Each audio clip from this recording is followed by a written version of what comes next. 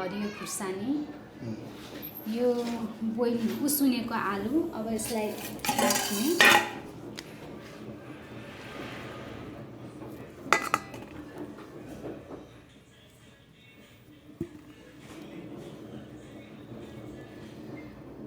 यो उसिनेर काटेको आलु, त्यस्तै यो दही, कति छ दही?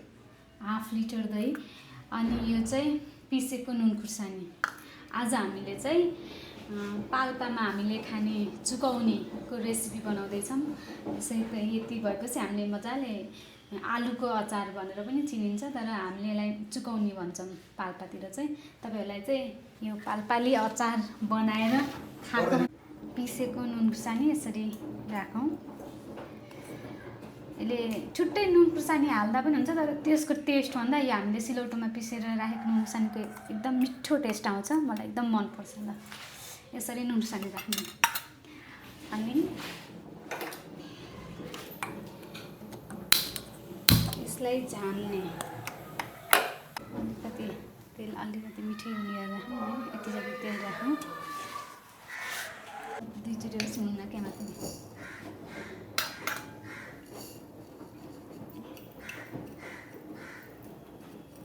यो मेथी यसरी हामी फुराउँछौँ।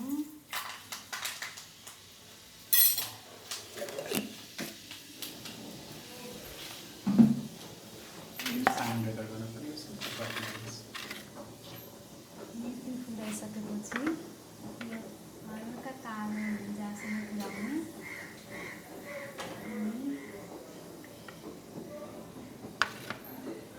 यसमा चाहिँ सबै यो प्याजहरू यसैमा राख्ने। प्याज, खुर्सानी, यसमा बेसार राख्ने। बेसार फुराइसकेपछि बन्द गरेर यसरी झान्ने।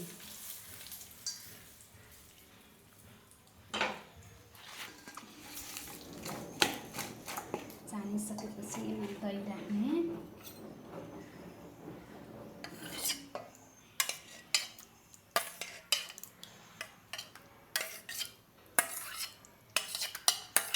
धेरै हुन्छ होला, यति जति राख्दा हुन्छ होला, धेरै छैन। यसरी मोल्ने।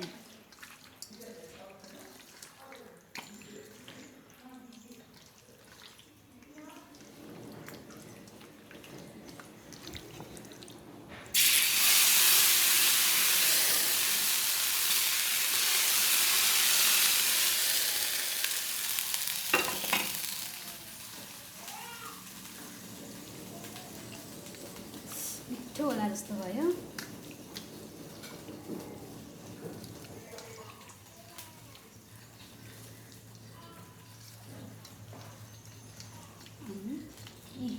अब यो तयार भयो पाल्पाली अचार।